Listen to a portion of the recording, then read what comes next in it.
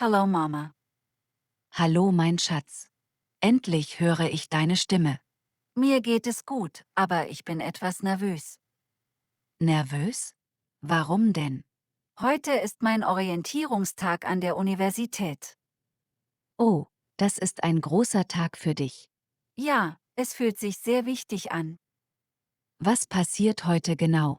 Wir bekommen Informationen über das Studium und die Uni. Das ist gut.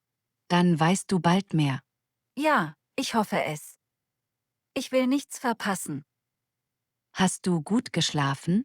Nicht so gut. Ich habe viel nachgedacht.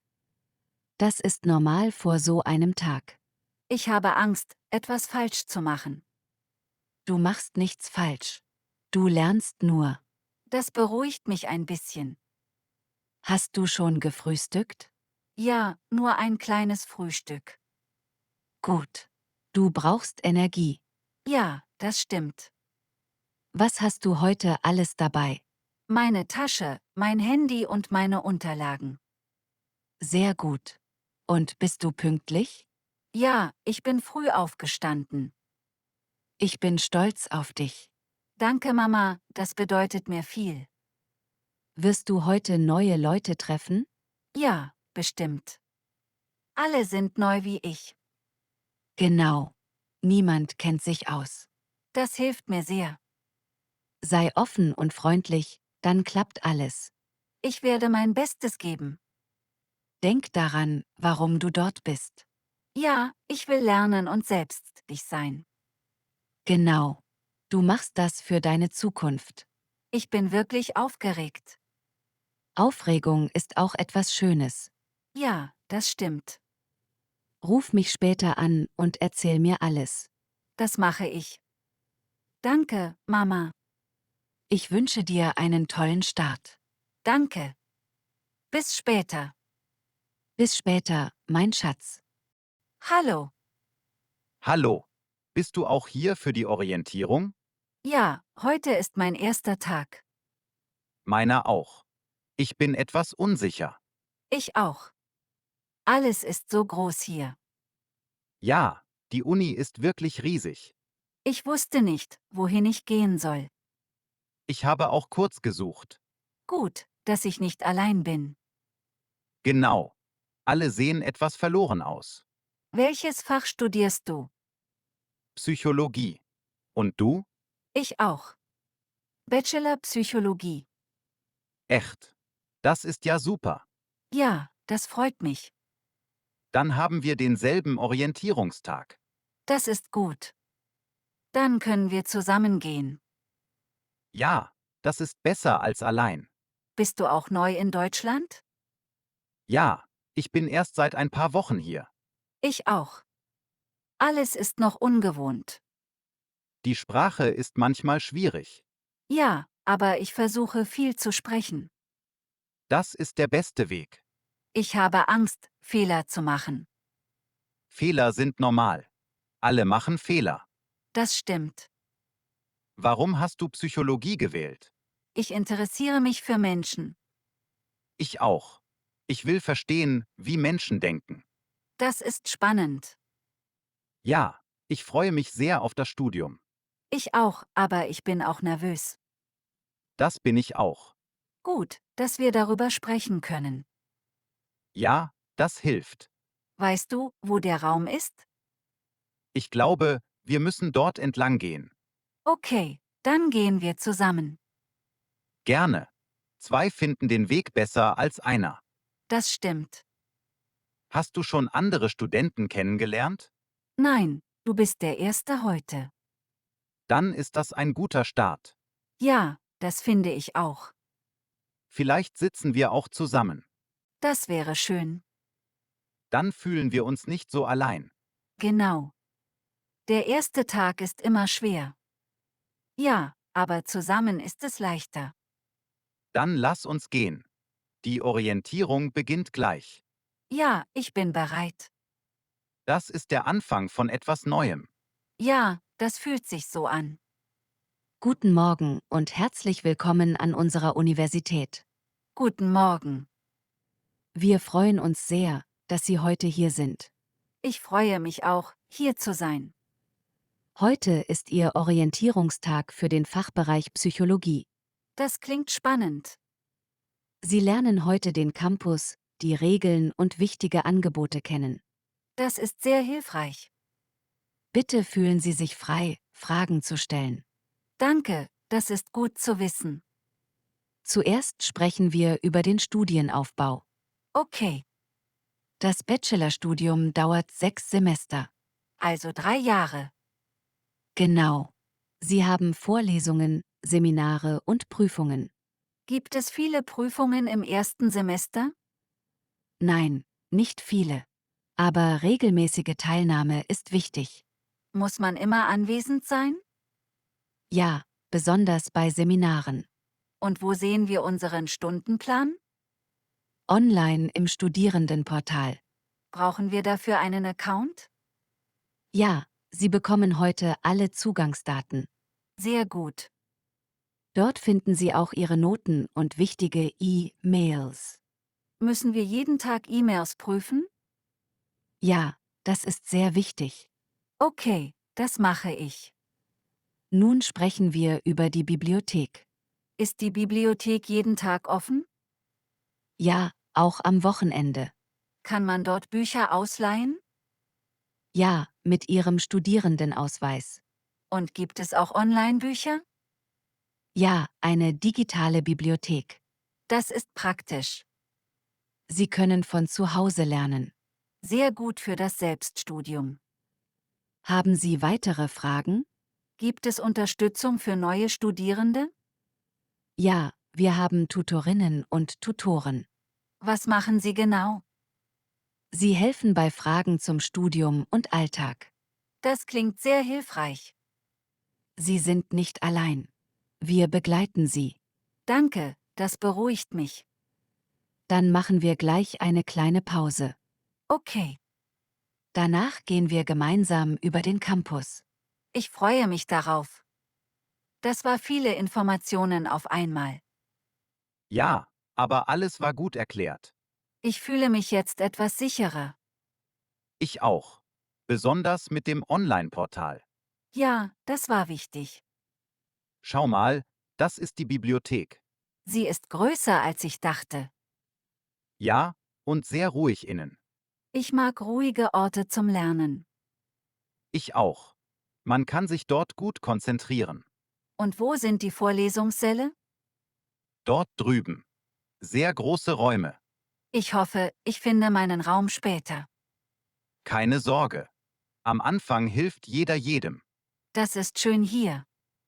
Ja, der Campus ist sehr grün. Ich hätte nicht gedacht, dass es so ruhig ist.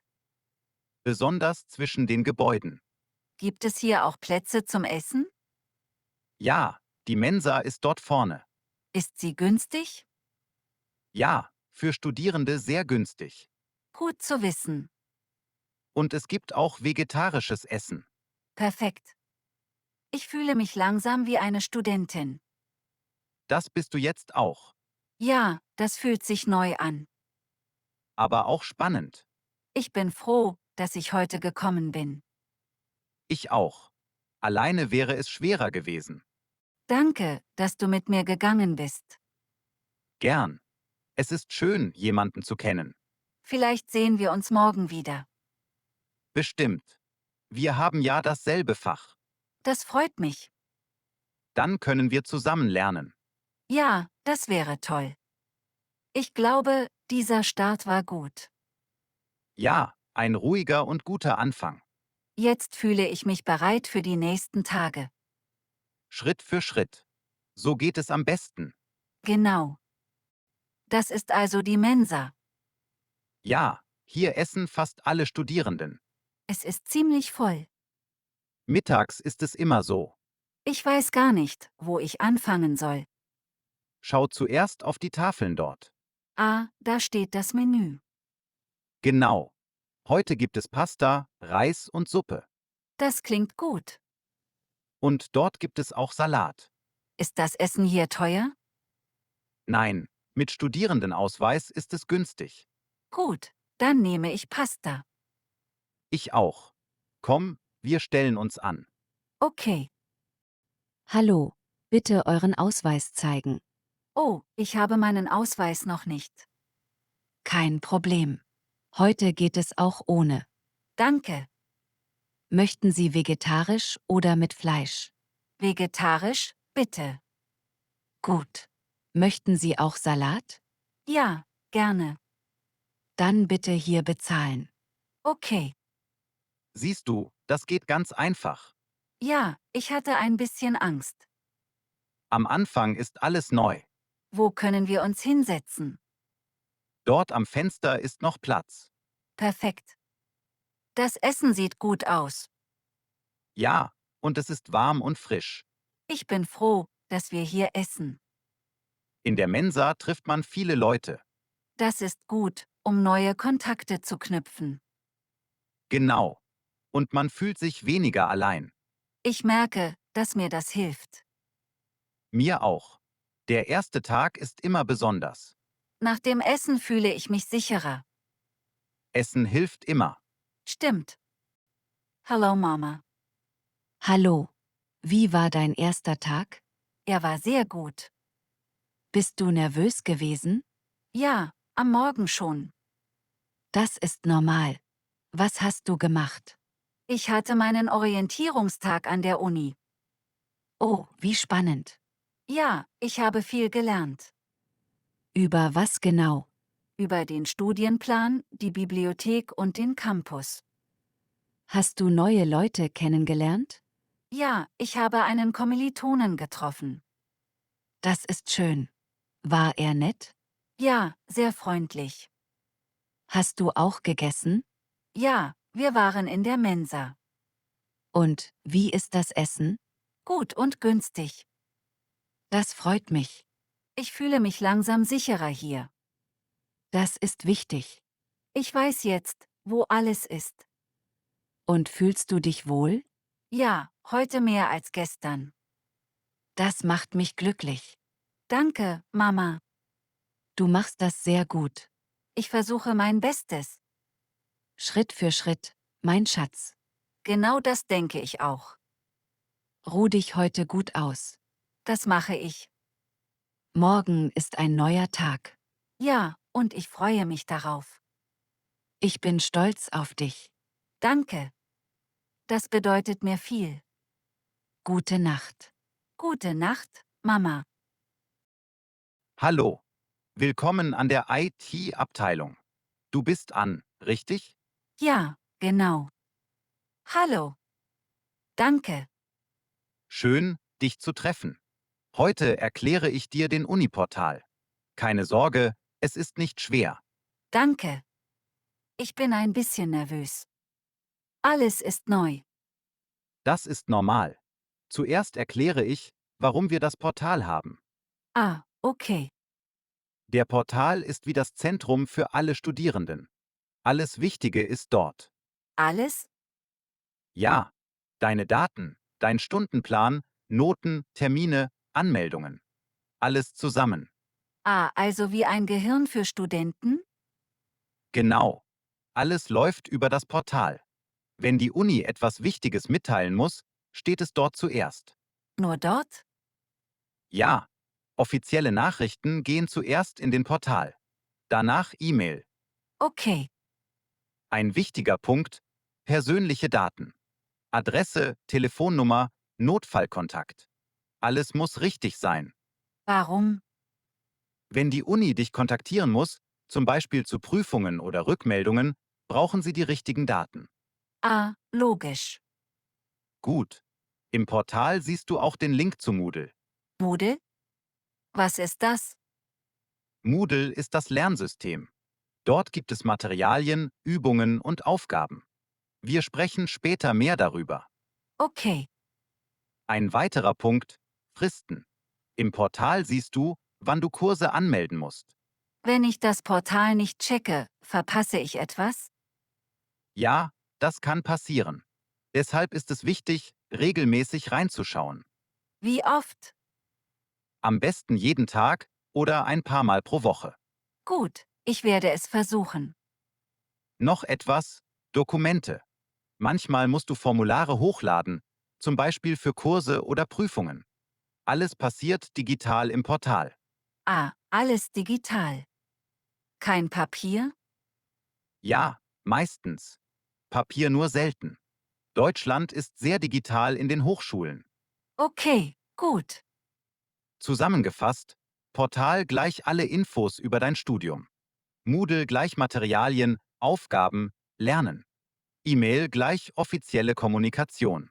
Ah, 3 Dinge: Portal, Moodle, E-Mail. Genau. Wenn du das verstehst, hast du schon viel gelernt. Ich fühle mich schon besser. Ich hatte Angst, Fehler zu machen. Fehler passieren am Anfang. Das ist normal. Wichtig ist, du weißt jetzt, wo die Infos sind. Ja, ich verstehe. Portal gleich Zentrum.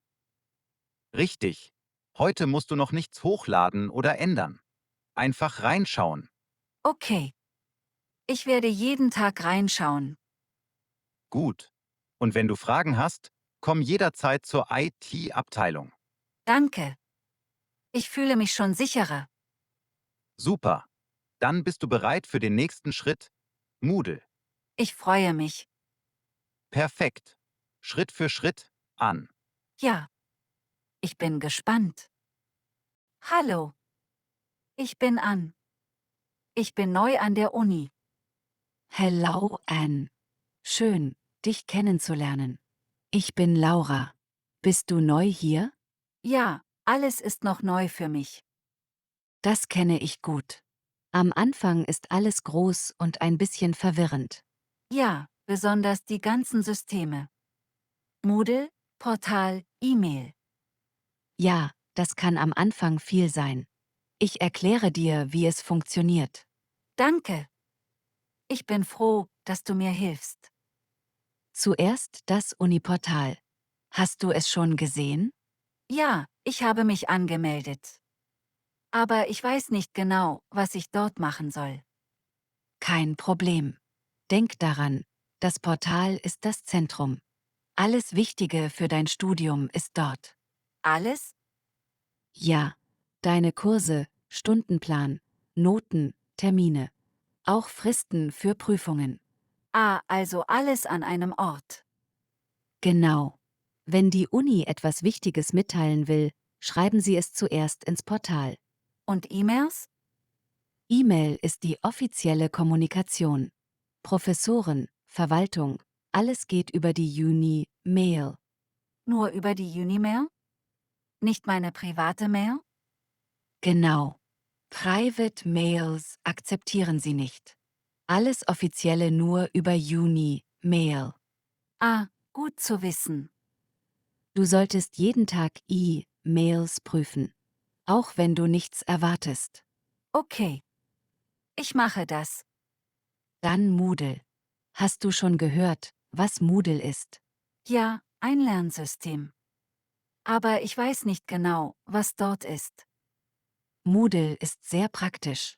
Du findest dort Materialien für die Kurse. Vorlesungsfolien, Übungen, Aufgaben. Ah, also alles, was wir für das Lernen brauchen. Genau. Auch Termine für Abgaben stehen dort. Und manche Professoren schreiben Nachrichten nur auf Moodle. Nur dort? Ja. Manchmal gibt es Diskussionen, Gruppenarbeiten, Foren. Du kannst Fragen stellen oder sehen, was andere Studierende fragen. Das klingt nützlich. Ja, wirklich. Du solltest jeden Kurs in Moodle öffnen. Dort siehst du alles Wichtige. Okay. Muss ich etwas hochladen? Ja, manchmal. Hausaufgaben, Übungsblätter, Präsentationen. Alles digital. Ah, kein Papier? Fast immer digital. Papier nur selten. Deutschland ist sehr digital. Gut. Ich mag das. Noch ein Punkt. Fristen. Moodle zeigt dir, wann etwas fällig ist. Und im Portal gibt es auch eine Übersicht. Wenn ich es verpasse, passiert etwas? Ja, dann bekommst du Punkteabzug oder kannst die Abgabe nicht machen. Deshalb ist es wichtig, alles regelmäßig zu prüfen. Ich verstehe.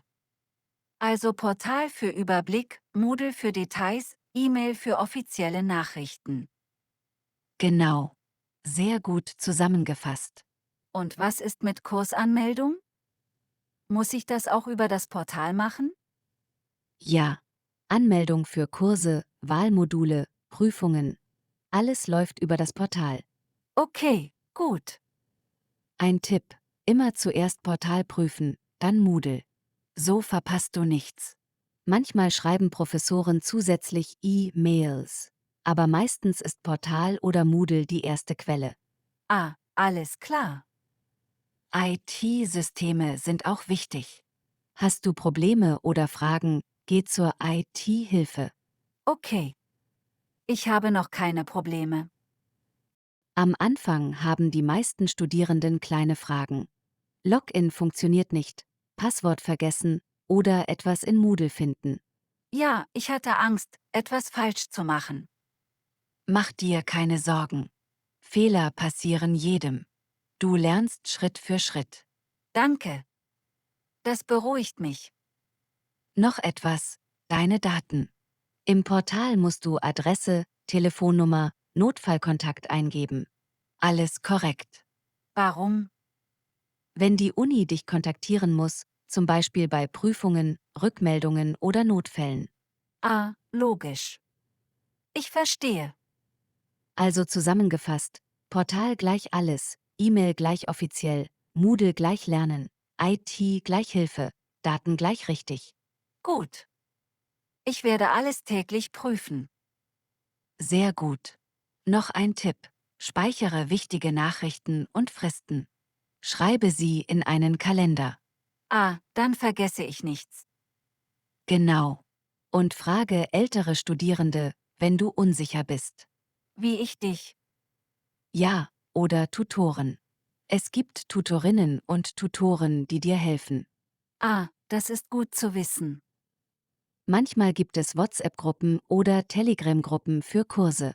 Auch dort werden Infos geteilt. Aber alles prüfen, richtig? Nicht alles ist korrekt. Genau. Manchmal sind Gerüchte falsch. Immer Portal oder Moodle prüfen. Okay. Ich werde vorsichtig sein. Ein letzter Punkt. Geduld. Alles ist neu. Es dauert ein paar Wochen, bis du dich sicher fühlst. Ja, es ist viel. Aber jetzt habe ich einen Plan. Perfekt. Schritt für Schritt. Du machst das gut. Danke. Ich fühle mich jetzt viel sicherer. Schön. Morgen erkläre ich dir, wie du Module auswählst und deinen Stundenplan machst. Oh, das klingt wichtig. Ja, das ist der nächste Schritt. Heute konzentriere dich auf Portal, Moodle, E-Mail. Okay. Ich werde es üben. Super. Du wirst es schnell lernen. Danke. Ich bin froh, dass ich dich getroffen habe. Gern. Am Anfang ist alles leichter, wenn man jemanden kennt, der helfen kann. Ja, ich fühle mich weniger allein. Genau. Du bist nicht allein. Alle waren einmal neu. Gut. Ich werde jeden Tag Portal, Moodle und E-Mail prüfen. Sehr gut. Dann bist du gut vorbereitet. Danke. Ich fühle mich jetzt bereit. Schritt für Schritt. Anne. Du schaffst das. Ja. Ich freue mich auf morgen. Super. Morgen lernen wir Module, Stundenplan, Kurse. Perfekt. Ich bin gespannt. Alles wird klarer, wenn du es Schritt für Schritt machst. Ja. Danke. Das hilft mir sehr. Guten Morgen. Ich wollte fragen, wie ich richtig E-Mails an die Uni schreibe. Guten Morgen. Schön, dass Sie fragen. Ich bin Herr Weber vom Studierendensekretariat. Ich erkläre es Ihnen. Danke. Ich bin unsicher. Was schreibe ich zuerst? Zuerst müssen Sie klar sagen, wer Sie sind. Name, Matrikelnummer und Fach. Also kurz vorstellen? Ja. Das ist sehr wichtig. Dann schreiben Sie, worum es geht. Zum Beispiel, wenn ich eine Frage zum Moodle habe? Genau. Dann kurz erklären, was das Problem ist. Keine langen Geschichten. Und wie formell soll ich schreiben? Höflich, aber nicht zu kompliziert. Deutsch kann einfach sein. Sehr geehrter Herr oder sehr geehrte Frau ist richtig. Muss ich immer warten auf eine Antwort? Ja. In Deutschland antworten die Leute manchmal erst nach 1 oder 2 Tagen. Geduld ist wichtig. Was passiert, wenn ich eine Mail an die falsche Person sende? Dann wird sie weitergeleitet. Offizielle Stellen wissen, wer zuständig ist. Gut. Also kein Problem, wenn ich Fehler mache. Genau. Aber es hilft, vorher zu prüfen, wer zuständig ist. Professor nur für Fragen zum Kurs, Sekretariat für Verwaltung. Und wie sende ich Dokumente? Als PDF oder Bild. Immer klar benennen, Name, Matrikelnummer, Kurs. Also Anne-Mustermann-Abgabe 1, PDF. Perfekt. So weiß der Empfänger sofort, wer es ist. Muss ich alles speichern? Ja. In Deutschland sind Unterlagen wichtig. Bewahren Sie Kopien auf. Und wenn ich mehrere Fragen habe? Besser jede Frage einzeln oder in einer Mail, kurz und klar. Lange Mails werden oft nicht komplett gelesen. Ah, also nur das Wichtigste. Genau. Wenn nötig, später eine neue Mail schreiben. Ich habe schon gesehen, dass manche Professoren Gruppenmails senden. Ja. Wichtige Infos kommen manchmal an alle Studierenden. Prüfen Sie deshalb regelmäßig E-Mail. Wie oft soll ich prüfen? Jeden Tag. Besonders vor Abgaben oder Prüfungen. Und wenn ich eine Frist verpasse, was passiert? Dann melden Sie sich sofort. In Deutschland gilt, Fristen sind verbindlich. Manchmal kann man einen Antrag stellen, aber nur mit guter Begründung. Also besser früh handeln. Ja. Offizielle Kommunikation ist streng. Deshalb alles dokumentieren. Muss ich auch die Professoren direkt fragen? Ja, aber nur bei Kursfragen. Hausaufgaben, Termine, Abgaben, alles über Moodle oder Portal. Ah, verstehe. Und wenn ich etwas hochladen muss, funktioniert es auch über Portal? Genau. Alles offiziell. Sie bekommen dann eine Bestätigung. Und IT-Fragen? Dann schreiben Sie an den IT-Helpdesk. Kurze Mail, Problem erklären. Keine langen Geschichten. Ich verstehe. Also überall kurze, klare Nachrichten. Richtig. Das ist die Logik in Deutschland. Alles muss nachvollziehbar sein. Und höflich. Immer bitte und danke. Ja. Höflichkeit ist sehr wichtig. Es zeigt Respekt und hilft, schnelle Antwort zu bekommen. Wenn ich mehrere Aufgaben habe, wie organisiere ich E-Mail? Am besten Ordner erstellen, Kurse, Professoren, Verwaltung. So behalten Sie den Überblick. Und wie schnell muss ich antworten?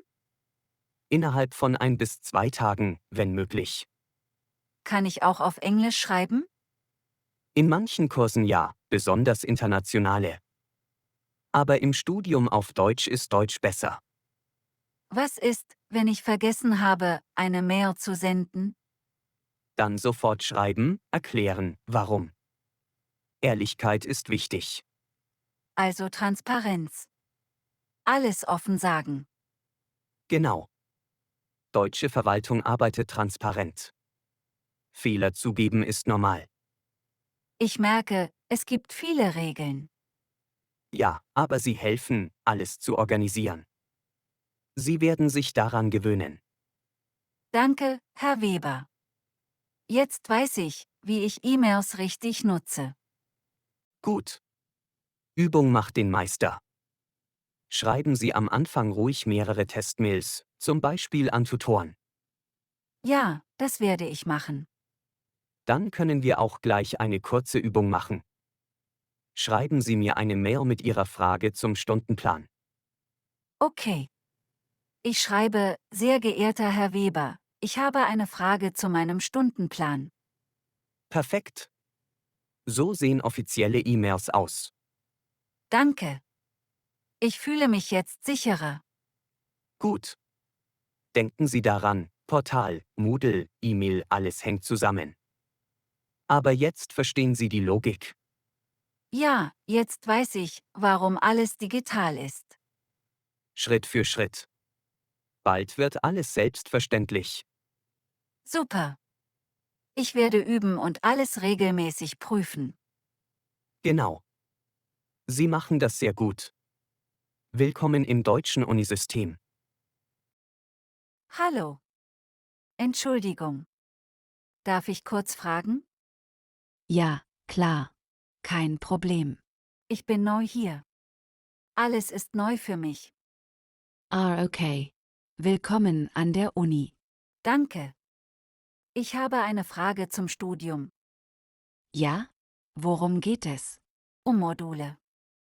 Ich höre das Wort überall. Modul, Modul, Modul. Ja, das ist normal. Am Anfang ist das Wort überall. Ich verstehe es nicht ganz. Kein Problem. Ich erkläre es dir einfach. Danke. Das hilft mir sehr. Also. In Deutschland studieren wir nicht nur einzelne Fächer. Nicht? Nein. Wir studieren Module. Was ist ein Modul? Ein Modul ist ein Paket. Ein Paket? Ja. Ein Modul hat mehrere Teile. Welche Teile? Zum Beispiel Vorlesung, Übung, Seminar und Prüfung. Ah.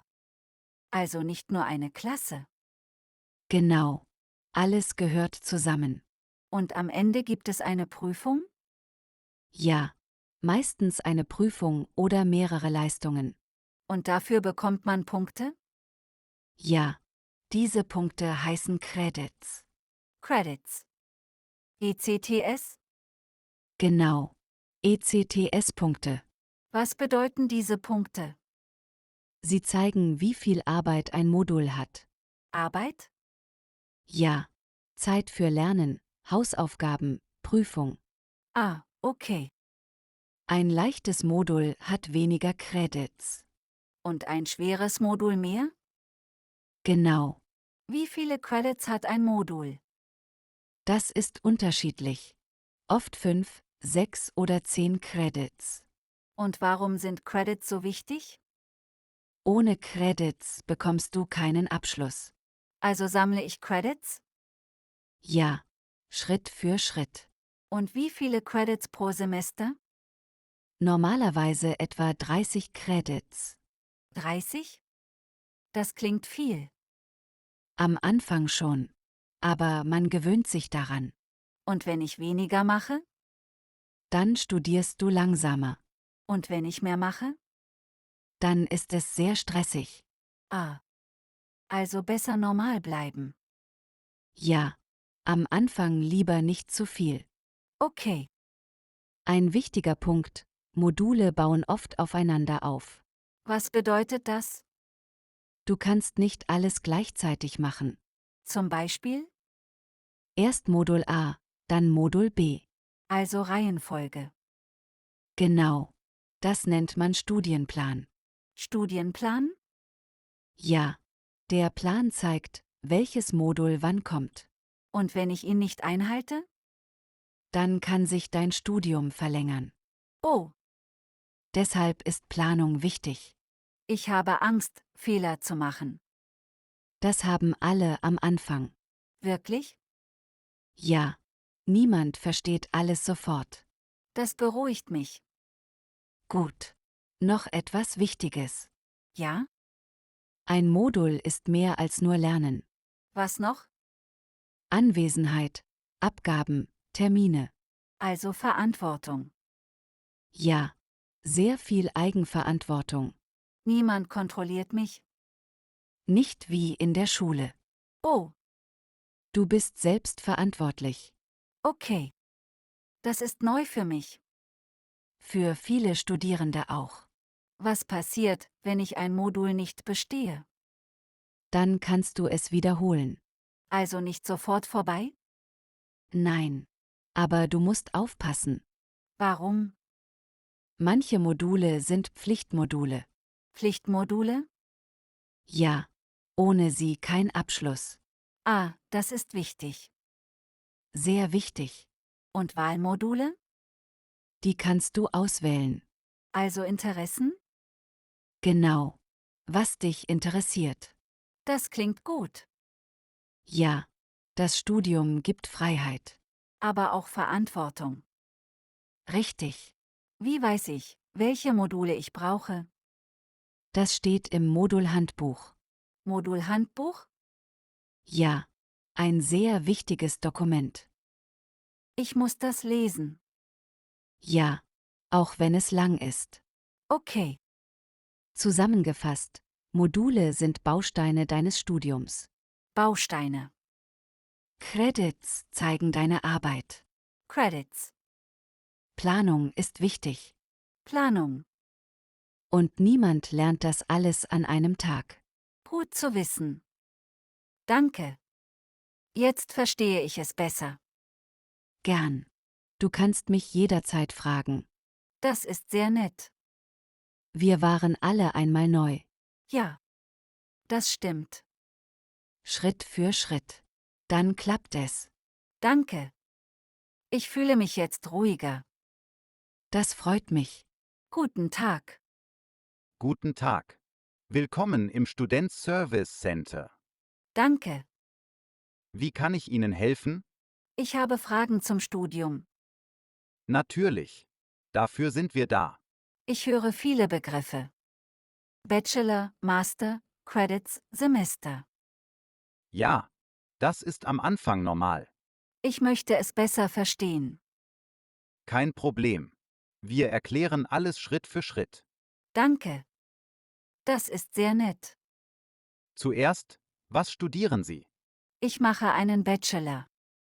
Gut. Dann fangen wir damit an. Okay, Ein Bachelorstudium hat normalerweise 180 Credits. 180? Ja, diese Credits verteilen sich auf 6 Semester. 6 Semester? Genau. 3 Jahre. Also pro Semester? Pro Semester etwa 30 Credits. Ah. Wie wir gehört haben. Ja, das ist der Standard. Und wenn jemand langsamer ist? Das ist möglich.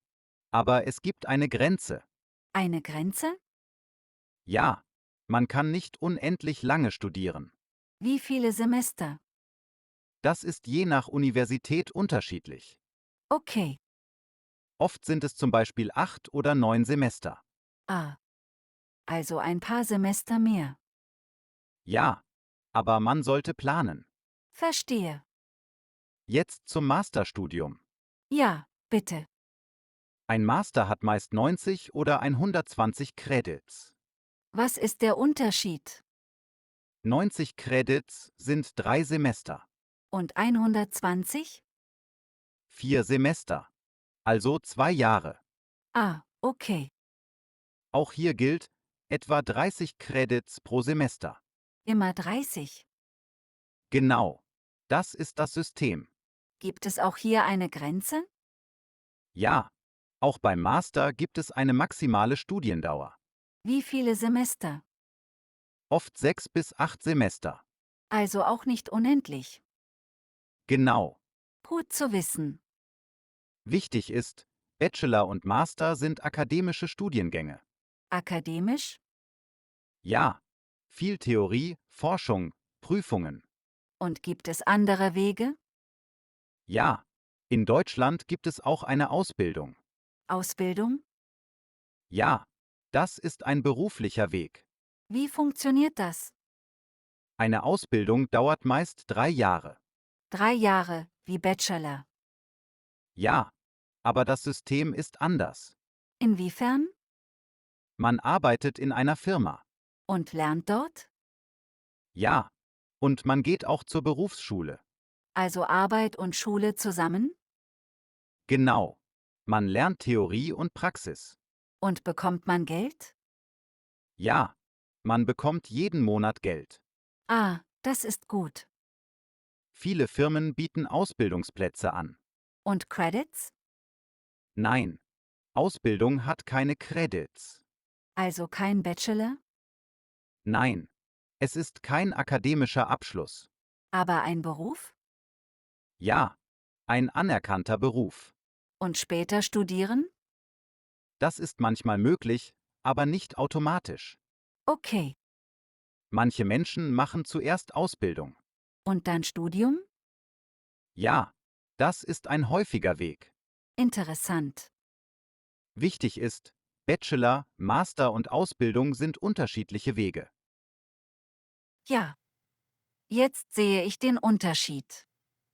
Jeder Weg hat Vor- und Nachteile. Man muss entscheiden. Genau. Nach Interesse und Ziel. Und die Semester? Im Studium gibt es Wintersemester und Sommersemester. Ja. Davon habe ich gehört. Das Wintersemester beginnt meist im Oktober. Und endet? Im März. Und Sommersemester? Von April bis September. Also 2 Semester pro Jahr. Richtig. Und man startet immer im Winter? Meistens ja. Viele Studiengänge starten im Winter. Manchmal im Sommer? Ja. Aber nicht alle. Also vorher prüfen. Genau. Sehr wichtig. Danke. Das ist viel Information. Ja. Aber Sie machen das gut. Ich fühle mich jetzt klarer. Sehr schön. Also zusammengefasst? Bachelor, 180 Credits, 6 Semester. Master 90 oder 120 Credits. Ausbildung, 3 Jahre, Arbeit und Schule. Semester Winter und Sommer. Perfekt zusammengefasst. Danke für Ihre Zeit. Sehr gern. Kommen Sie jederzeit wieder. Das mache ich. Vielen Dank. Viel Erfolg im Studium.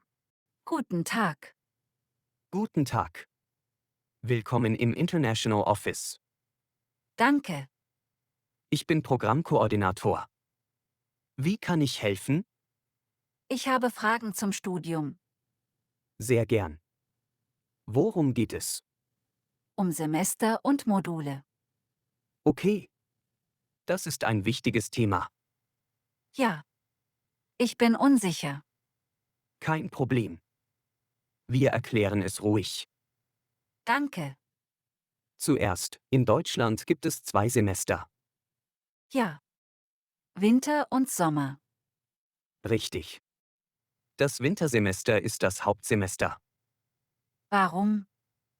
Die meisten Studiengänge starten im Winter. Also mehr Kurse? Ja. Mehr Module. Mehr Auswahl. Und im Sommer? Im Sommersemester gibt es oft weniger Module. Ah. Also anders planen. Genau. Ich verstehe.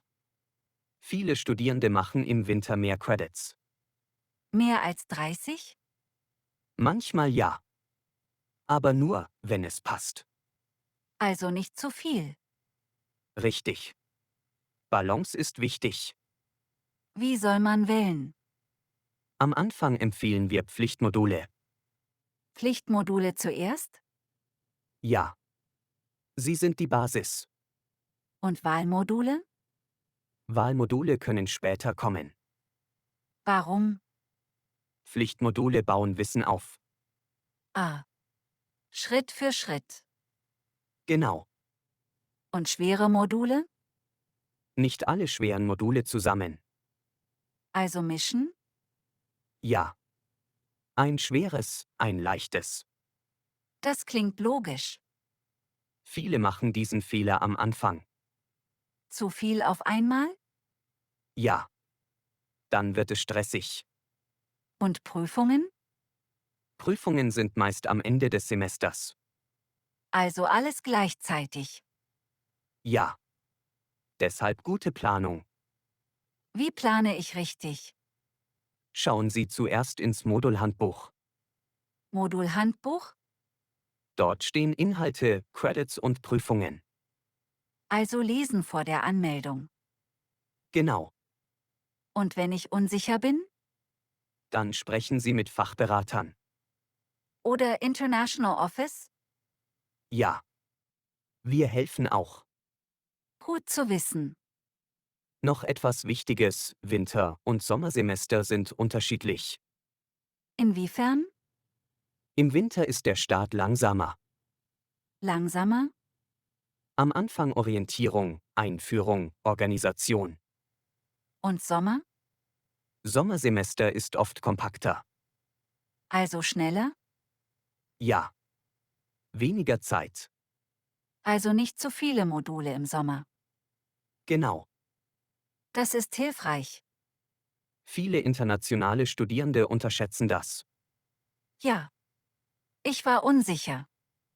Auch wichtig: manche Module gibt es nur im Winter. Nur im Winter? Ja. Oder nur im Sommer. Ah. Also aufpassen. Sehr wichtig für den Studienplan. Und wenn ich ein Modul verpasse? Dann müssen Sie warten. Bis nächstes Jahr? Ja. Oft ein Jahr. Oh. Das ist lang. Deshalb empfehlen wir Planung für mehrere Semester. Nicht nur ein Semester. Genau. Denken Sie langfristig. Und Credits?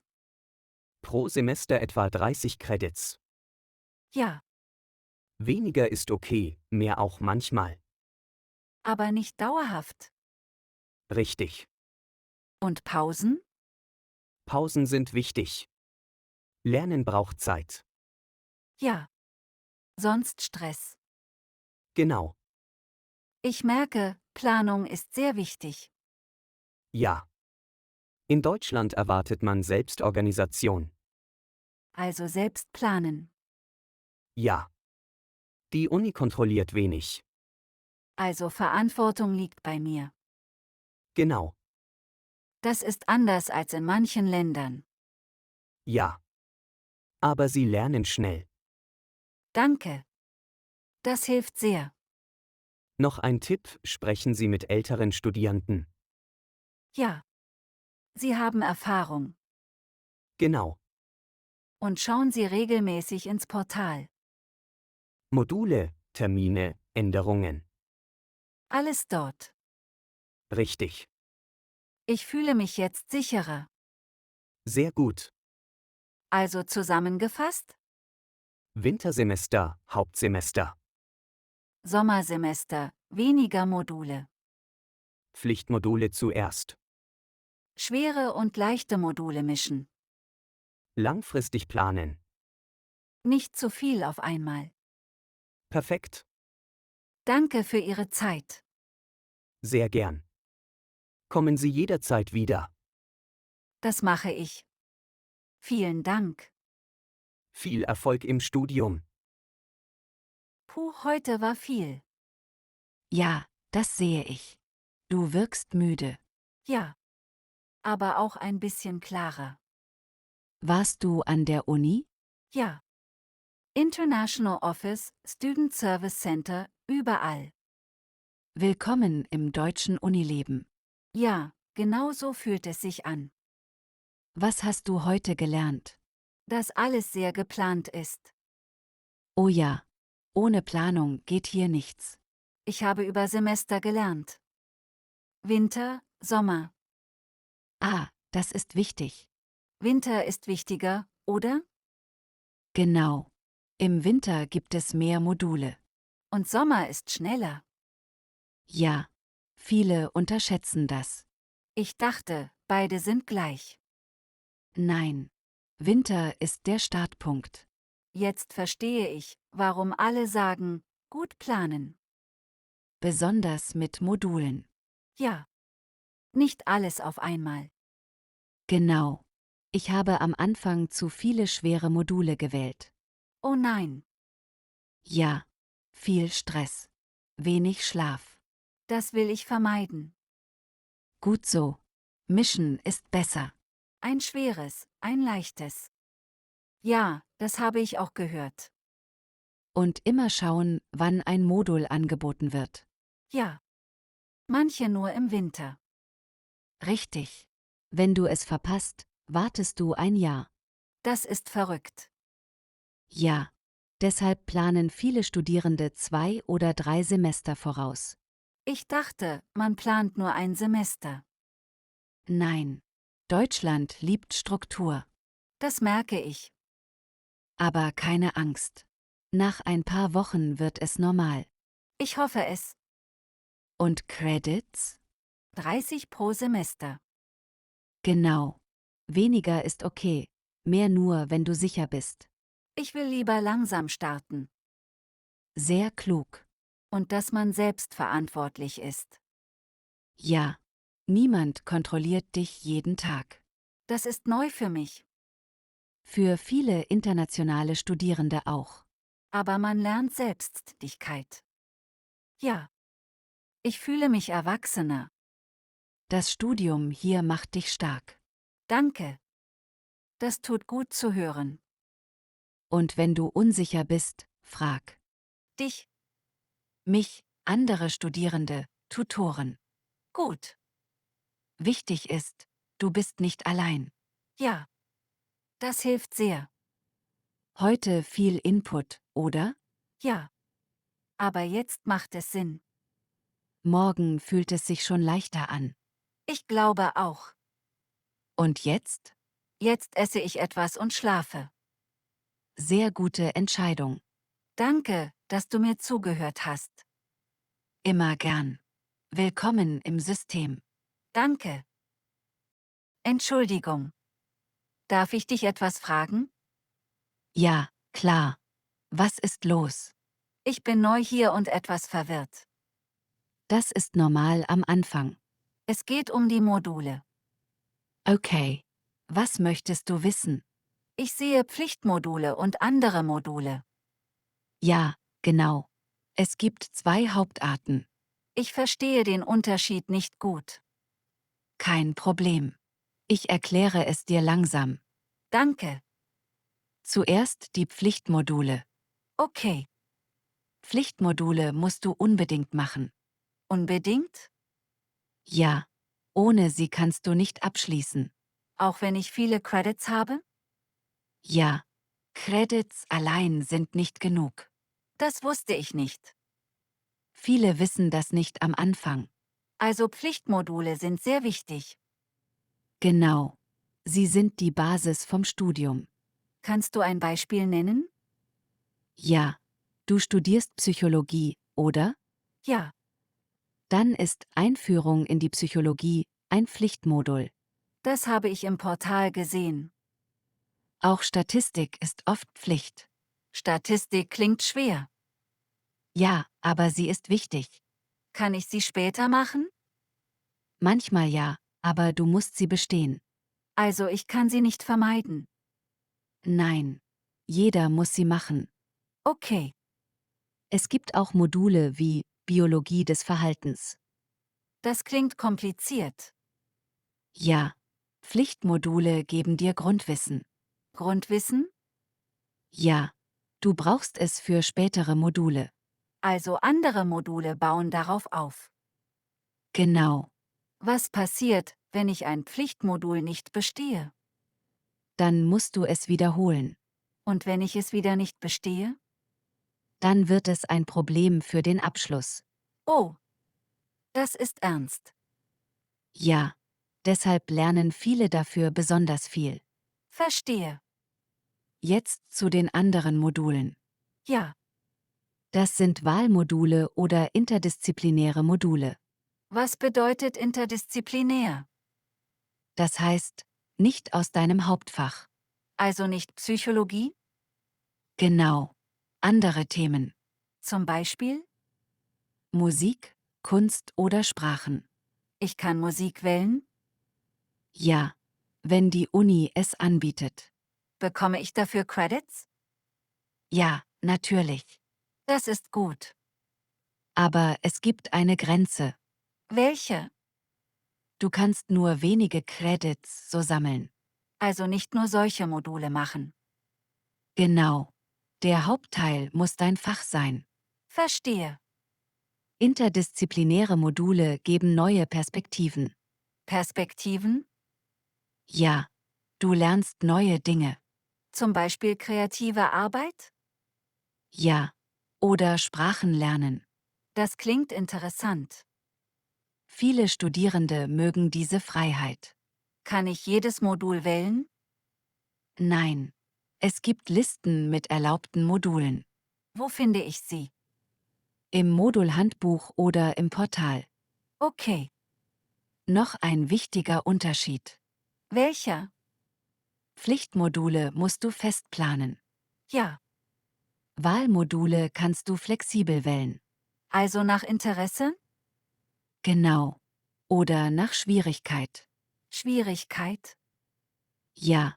Du kannst leichte Module in stressigen Semestern wählen. Das ist eine gute Idee. Viele machen das so. Und beide Module zählen für den Abschluss? Ja. Aber auf unterschiedliche Weise. Pflichtmodule sind Basis. Genau. Wahlmodule sind Ergänzung. Perfekt gesagt. Ich hatte Angst, falsch zu wählen. Das ist normal. Was passiert, wenn ich ein Wahlmodul abbreche? Meistens ist das weniger schlimm. Das beruhigt mich. Fristen gibt es überall. Ja. Das Studium hat viele Regeln. Das merke ich. Lies immer die Modulbeschreibung. Okay. Dort steht alles Wichtige. Zum Beispiel? Pflicht oder Wahl, Credits und Voraussetzungen.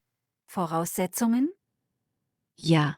Manchmal brauchst du andere Module vorher. Ich sehe, Planung ist wichtig. Sehr wichtig. Danke. Jetzt verstehe ich den Unterschied besser. Sehr gut. Pflichtmodule sind notwendig. Richtig. Interdisziplinäre Module sind flexibel.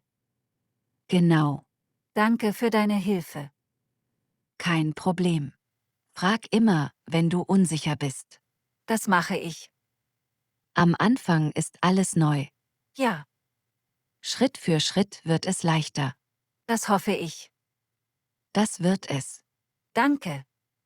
Guten Tag. Guten Tag. Wie kann ich helfen? Ich habe Fragen zur Modulbelegung. Ja, gerne. Das ist am Anfang sehr wichtig. Ich bin etwas unsicher. Das ist ganz normal. Viele Studierende fühlen so. Ich weiß nicht, wie ich Module anmelden soll. Kein Problem. Wir gehen Schritt für Schritt. Danke. Zuerst eine wichtige Sache. Ja? Modulbelegung ist nicht Prüfungsanmeldung. Nicht gleich? Nein. Das sind zwei verschiedene Dinge. Wann melde ich Prüfungen an? Später. Meist nach 6 bis 8 Wochen.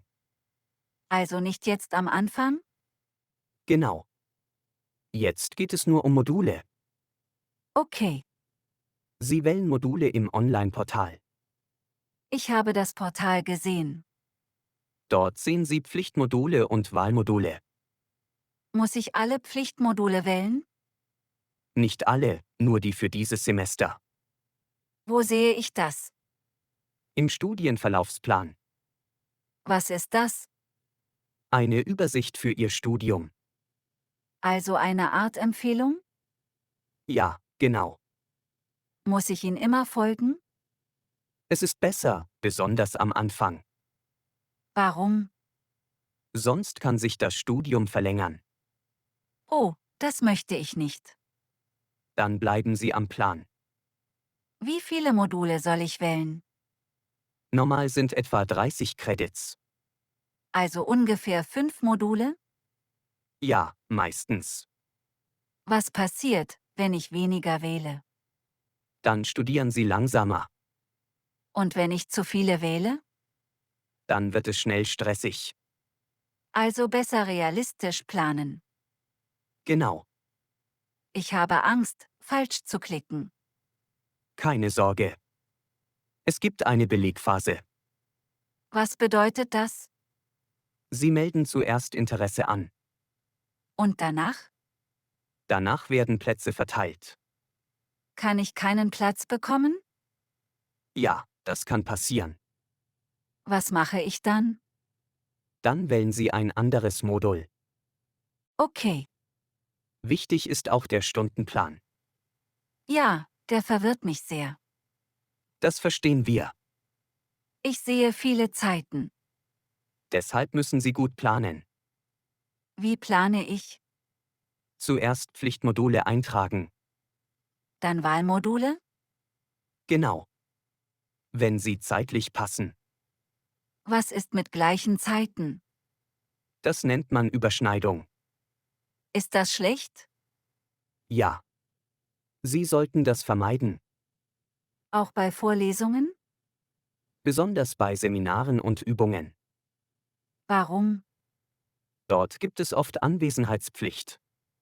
Ah, das wusste ich nicht. Viele wissen das nicht am Anfang. Wie viele Tage Uni sind normal? 3 bis 4 Tage pro Woche. Das klingt gut. Planen Sie auch Pausen ein. Warum sind Pausen wichtig? Sonst werden Sie schnell müde. Das stimmt. Ein guter Stundenplan ist nicht zu voll. Das merke ich. Noch etwas Wichtiges. Ja? Modulbelegung ist verbindlich. Was heißt das? Sie müssen Leistungen bringen. Also Aufgaben und Prüfungen? Genau. Kann ich mich abmelden? Ja, aber nur innerhalb von Fristen. Schon wieder Fristen. Ja, Fristen sind sehr wichtig im Studium. Ich verstehe. Lesen Sie immer Uni-E-Mails. Warum? Dort stehen wichtige Informationen. Okay, das mache ich. Zusammenfassung. Ja? Erst Module wählen. Pflichtmodule zuerst. Etwa 30 Credits planen. Nicht zu viele. Stundenplan ohne Konflikte erstellen. Pausen einplanen. Prüfungsanmeldung kommt später. Nach 6 bis 8 Wochen. Perfekt verstanden. Danke. Jetzt fühle ich mich sicherer. Das freut mich sehr. Vielen Dank für Ihre Hilfe. Sehr gern. Viel Erfolg im Semester. Guten Tag. Guten Tag. Willkommen im International Office. Danke. Wie kann ich helfen? Ich habe Fragen zum Stundenplan. Sehr gut. Das ist ein wichtiger Schritt. Ich habe meine Module gewählt. Sehr schön. Aber jetzt bin ich unsicher. Das ist normal am Anfang. Ich sehe viele Termine. Ja. Jetzt müssen Sie den Stundenplan bauen. Was gehört in den Stundenplan? Vorlesungen, Seminare und Tutorien. Für jedes Modul? Nicht immer. Es ist verschieden. Wie meinen Sie das? Manche Module haben nur eine Vorlesung. Und andere? Andere haben mehrere Teile. Zum Beispiel? Vorlesung und Seminar zusammen. Also mehrere Termine pro Modul. Genau. Sind die Zeiten immer fest? Vorlesungen sind oft fest. Und Seminare? Dort gibt es oft mehrere Gruppen. Also kann ich wählen? Ja. Sie wählen eine passende Zeit.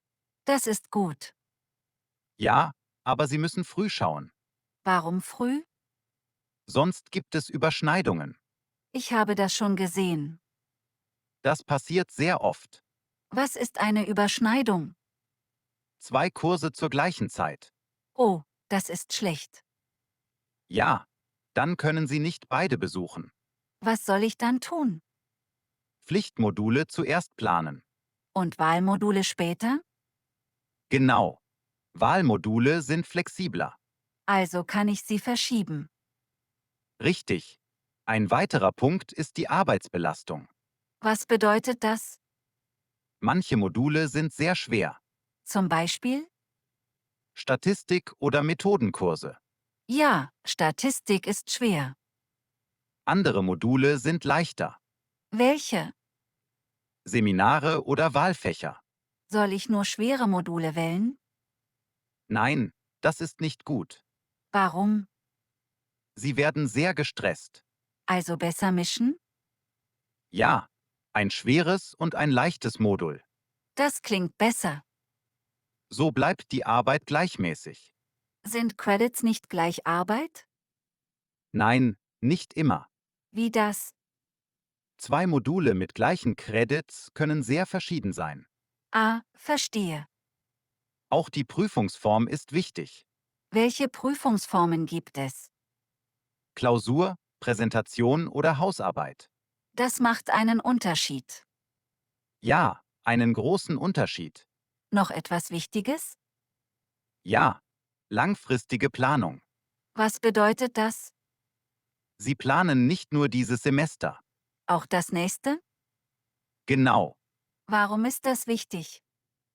Manche Module gibt es nur einmal im Jahr. Nur im Winter oder Sommer? Ja, Was passiert, wenn ich sie verpasse? dann müssen Sie ein Jahr warten.